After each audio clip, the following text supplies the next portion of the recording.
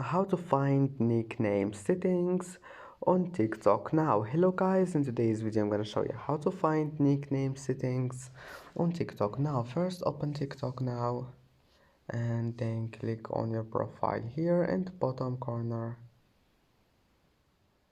and now click these three lines and then click manage TikTok account, and here you will find edit nickname, and that's it.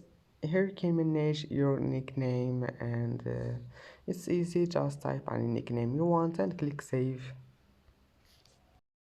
And that's it for today's video. If you like this video, please don't forget to like and don't forget to subscribe, and thank you for watching this video until the end, and see you in the next video.